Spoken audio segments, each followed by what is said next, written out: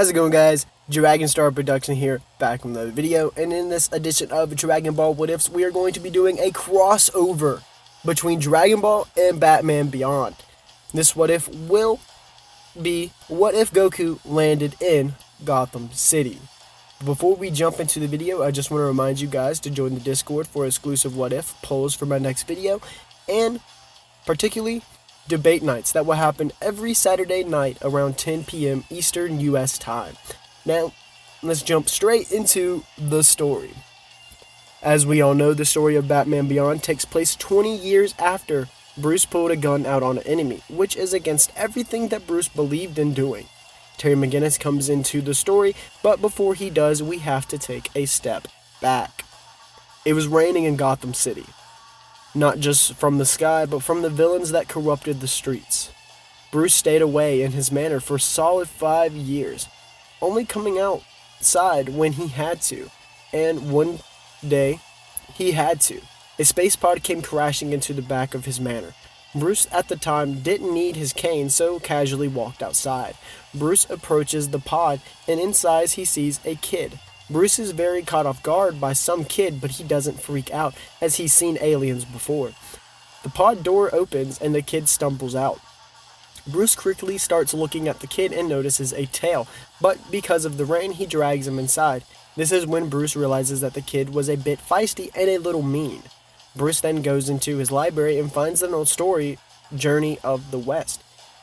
He looks over it and then he looks at the kid and states, Goku. Bruce felt that he had no choice but to take Goku in. After this, Bruce would take the boy into more of a homeschool type of thing. However, this would also help Bruce learn much more about Goku and his DNA. Bruce would take hair samples of stuff like that would help with Goku to examine him and look at his DNA like I said before. Goku, on the other hand, would grow much more intelligent than he was in the Dragon Ball series because he was more successful and knowledgeable and had that much more stuff around him than he did in canon. But Goku actually picked up a liking for comics. This happened to be his favorite, of course, being Batman. This made Goku want to be just like him. Goku wanted to be just like his idol Batman and help save people around Gotham. So he'd go outside every day and train. He would punch the air over and over and kick the air over and over. He would read things that Batman does and repeat them outside, and Bruce would actually notice this. Sometimes he even noted that the boy was incredible. Taking a little skip now, Goku is actually around the age of about 12 now. Goku had not changed at all. A matter of fact, Goku wanted to go beyond what he's seen. So one day when Bruce had to leave the house for a meeting at Wayne Powers, Goku decided to sneak outside and explore on his own.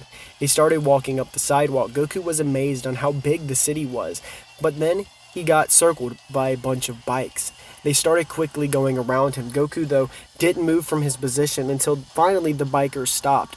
The first biker takes off his helmet, and it was a member of the Joker's gang. Ah, look who it is! A generous guy! The kid's gonna give us some creds!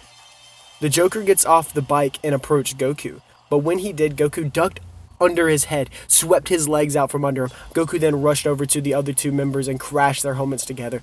One comes from behind Goku and Goku ducks under them, grabs him. Goku is straining to escape.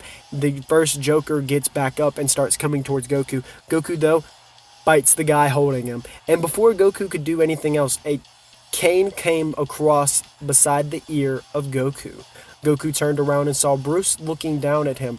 Surprisingly, though, Bruce didn't seem mad. Goku was shocked by this. However, this has actually became a routine for Goku. He would occasionally sneak out and go and try to help people every single night. This was very similar to Batman and what he did, so Goku enjoyed doing it. However, in the day, Bruce would be teaching Goku more and more intensely now. Bruce knew that Goku was older and needed to be taught. Goku learned a lot more than he actually would have learned in school. Goku now, we're going to say, is a little bit older of a teen, around the age of 16. This is when Goku would have been caught in his first real trouble. He was out one night. He was walking alongside and heading home. This is when the Jokers once again came out of an alley around him.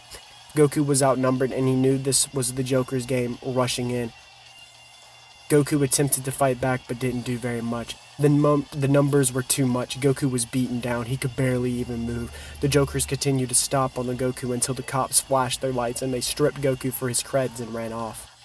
The cops ran over to Goku and tried to help him up, but Goku pushed them off and stands up on his own and limps off. The cops try to help get Goku to the hospital, but instead Goku is going to Bruce. Goku walks slowly, but it finally approaches the gate of Bruce when he finds the Jokers ride back up. "Found your wallet! Figured we'd stop by, see if you want to hear a joke." But Goku stands straight up holding his ribs. The Jokers comes towards him, but once again Bruce is there. He steps in and starts throwing the Jokers around. Goku is once again amazed, but he also jumps into the action. Goku rushed over and grabs the Joker by the back of his shirt, pulls it over his back head, and elbows him right in the chest. The Jokers would decide to retreat and go back onto their bikes. This is when Bruce looks over at Goku. "I think it's time to show you something." The two walk inside, and Goku gets all bandaged up and then follows Bruce. They go to the big grandfather clock that stood in the entranceway. Bruce opened the door to the grandfather clock, and inside was the Bat Cave. Goku was in an instant shock and stunned at what he was looking at. They walked down the stairs, and Goku admired all the costumes in front of him, the memorabilia of the past villains such as the Joker, the Penguin, and Poison Ivy, and many others. Goku knew all of Batman bows quite well, actually. Bruce was rather surprised on how much Goku already knew. But Bruce would then start to engage more with the Batcave. Bruce started with the uprising of the Joker's gang.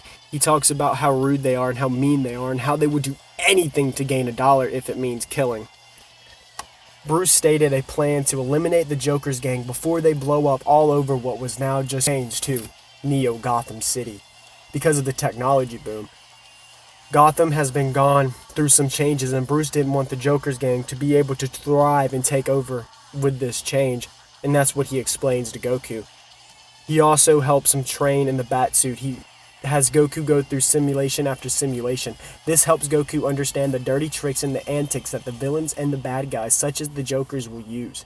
So finally, Goku and Bruce are both felt that he was ready. It was just a waiting of when the plan was ready to go.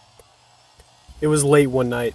Goku and Bruce were discussing the Joker's gang, and they were discussing on trying to figure out the culprit and who started it, but only kept finding a hold location spot. The old Jolly Jack candy factory. So around 10 p.m. that night, for the first time, Goku was Batman. He was riding in the Batmobile and coming over the Jolly Jack's candy factory. Batman Goku leapt out of the Batmobile, landing on top of the building. He went over to the air duct and opened it. He started crawling through until he finally getting to a screen to where he could jump down. And as soon as he did, he uses the switch on his belt to turn invisible. Batman Goku starts to search the old factory when finally he comes across a couple members of the Joker's gang in a room alongside the west side exit. He leans over to the door and places his fingers on the glass and uses the microphone technology that is inside of them to hear the Jokers. "Look, man, we need to expand. The more Jokers we get, the more crap we can take, the more rich we can get. Nobody will be able to find us if there's a whole bunch of Jokers. Now will they?" However, instead of barging in, like he wants to, Goku waits until the members walk out, and as soon as they do, Batman Goku moves in on the attack. Goku then takes his foot and he drives it into one of the back of the heads. He then uses his invisible switch to turn it off to run up the side of the wall. He then flies down, kneeing the dude into the side of the gut, and then he crashes into the wall. Finally, the big man runs out. Goku's looking at him. He is shocked to see what he sees. And guys, that's where we're going to be leaving off part 1. I really hope you guys enjoyed this crossover. And part 2, as you can already see, is going to be filled with a whole bunch of action. So please hit the like button. Don't forget to subscribe. Turn on that bell notification. And if I have to remind you again, join the Discord so you can vote on polls. You can decide what happens in this what if, other what ifs, being a part of exclusive what ifs, and do a debate night with me, other YouTubers such as Lightro, Storm, Goheezy, and many more. I really hope you guys enjoyed this video, and I'll catch you guys in the next one. This has been DragonStar Productions, and I'm out.